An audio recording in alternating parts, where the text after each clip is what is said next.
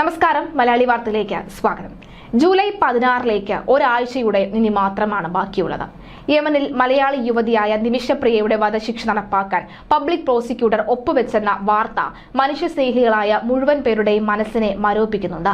നിമിഷയുടെ അഭിഭാഷകൻ അറിയിച്ചതിന് ബാക്കിയായി ഒരു തുടർ വാർത്ത കേൾക്കരുതേ എന്ന പ്രാർത്ഥനയിലാണ് നമ്മൾ എല്ലാവരും ഉള്ളത്. അതായത് നിമിഷപ്രിയയുടെ വധശിക്ഷ ഉടനെ തന്നെ നടപ്പിലാക്കരുതേ എന്നൊരു പ്രാർത്ഥന. ഇപ്പോഴിതാ ഒരു പ്രശസ്ത മാധ്യമ പ്രവർത്തകൻ നിമിഷപ്രിയയുമായി കണ്ട് സംസാരിച്ചപ്പോൾ നിമിഷപ്രിയ അന്ന് പറഞ്ഞ കാര്യങ്ങൾ അദ്ദേഹം ഇപ്പോൾ ഓർത്തെടുക്കുകയാണ്.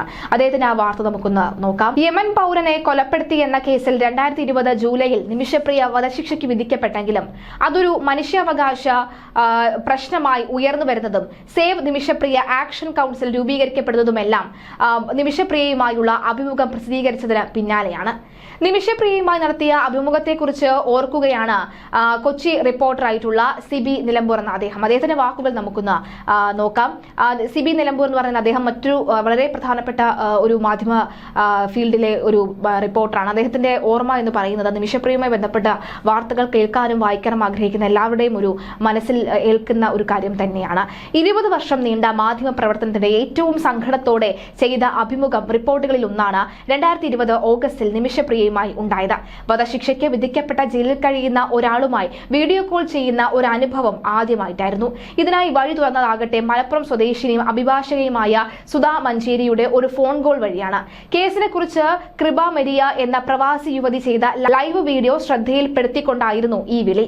കൃപയിൽ നിന്നും നമ്പർ സംഘടിപ്പിച്ച നിമിഷയെ ബന്ധപ്പെടാൻ ശ്രമിക്കുകയായിരുന്നു. ജയിലിലേക്ക് ഫോൺ ചെയ്ത് ഇരുവരുമായി സംസാരിക്കാമെന്നും കൃപ മരിയ പറഞ്ഞെങ്കിലും ഉറപ്പില്ലാത്തതിനാൽ തന്നെ ബന്ധപ്പെടാനുള്ള ശ്രമം കുറഞ്ഞു. അതുകൊണ്ട് തന്നെ കോൾ റെക്കോർഡ് ചെയ്യാനുള്ള തയ്യാറെടുപ്പും ഉണ്ടായില്ല.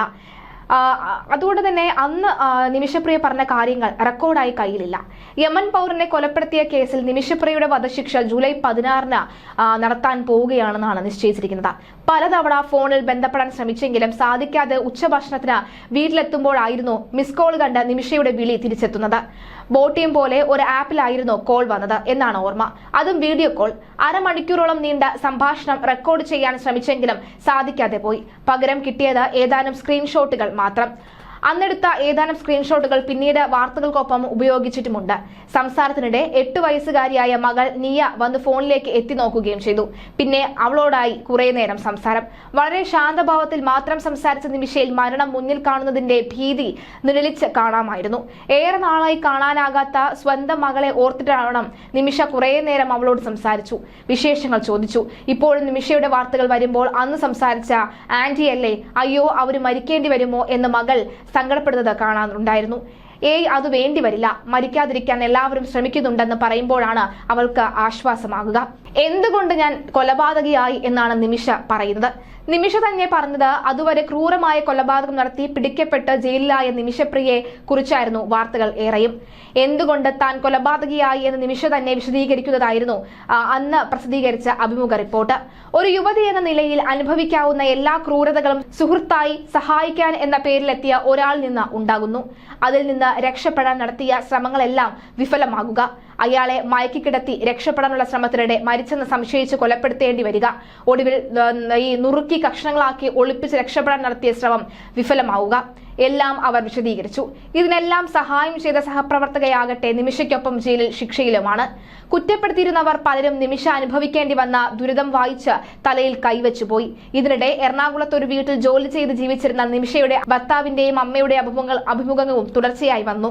നേരത്തെയും നിമിഷപ്രിയ കേസിൽ വാർത്തകൾ വന്നിട്ടുണ്ടെങ്കിലും യഥാർത്ഥ സംഭവം പ്രതിയിൽ നിന്ന് തന്നെ കേട്ടറിഞ്ഞുള്ള റിപ്പോർട്ട് ആദ്യമായാണ് പുറത്തു വരുന്നത്. അതുകൊണ്ട് തന്നെയാവണം സംഭവം ഏറെ ശ്രദ്ധയിൽപ്പെടുകയും കൂടുതൽ മാധ്യമങ്ങൾ വിഷയം ഏറ്റെടുക്കുകയും ചെയ്തത്. നിമിഷയെ രക്ഷിച്ച് നാട്ടിൽ കൊണ്ടുവരുന്നതിനുള്ള ആക്ഷൻ കൗൺസിൽ രൂപീകരിക്കപ്പെട്ടു. UK പ്രവാസികളായ ജയൻ എടപ്പാളും ആഷി മുഹമ്മദ് നാസറും അഭിഭാഷക ദീപയും മൂസാമാഷും കുഞ്ഞഹമ്മദ് കുരാച്ചുണ്ടുമെല്ലാം അഡ്മിന്മാരായി വാട്സ്ആപ്പ് ഗ്രൂപ്പ് ആരംഭിച്ചു. പരമാവധി മാധ്യമപ്രവർത്തകരെയും പങ്കാളികളാക്കി.